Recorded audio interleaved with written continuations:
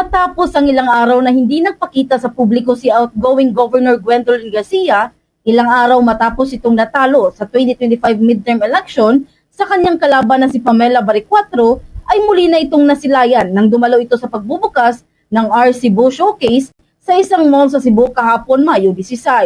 Sa kanyang unang pagpapakita sa publiko, nagbigay ito ng maikling talumpati kung saan nagpapahiwatig ng pagtanggap ng isang tila pagkatalo sa naganap na halalan. Bagamat hindi na masyadong nagbigay pa ng mas detalyadong pahayag ang gobernadora, nabanggit naman ito ang resulta ng halalan. Anya, nasaksihan ng lahat ang midterm elections nitong Mayo 12 kung saan ang nakatayong gobernadora sa harap ng mga taong dumalo sa aktibidad ay binigyang diin nito ang pagkilala sa mga ama at ina na tumangging umalis at sa mga hindi siya ginawang ulila. Sinubukang kumuha pa ng karagdagang komento, ngunit tumanggi si Garcia na sagutin ang mga tanong nang lumabas ito sa nasabing mall. It has been said that victory has many fathers or mothers, while defeat is an orphan.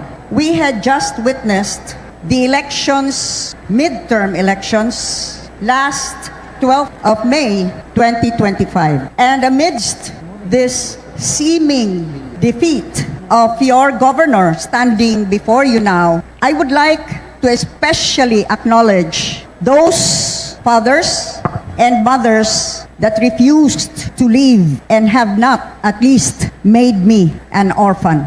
Sa nasabing aktibidad ay ibinahagi at binasa rin ni Garcia ang kopya ng resolusyon ng Court of Appeals na nagbigay sa kanya ng petisyon para sa temporary restraining order laban sa preventive suspension na inisyo ng Ombudsman. Kung maalala rin ay nagsampa si Garcia ng reklamo laban kay Ombudsman Samuel Martires sa Commission on Elections na umano'y nakagawa ito ng election offense matapos siyang maglabas ng 6 na buwang preventive suspension order laban sa kanya noong nakaraang buwan. Ipinahayag ni Martires na ang suspension order laban sa gobernadora ay para bigyang daan ang investigasyon sa permit na inuulat na ibinigay ni Garcia sa isang construction firm na walang environmental clearance. Mula sa lungsod Lawigan ng Cebu, Bombo Jonah Cañati para sa #1 and most trusted radio network in the country, Bombo Radio Philippines, Basta Radio, Bombo!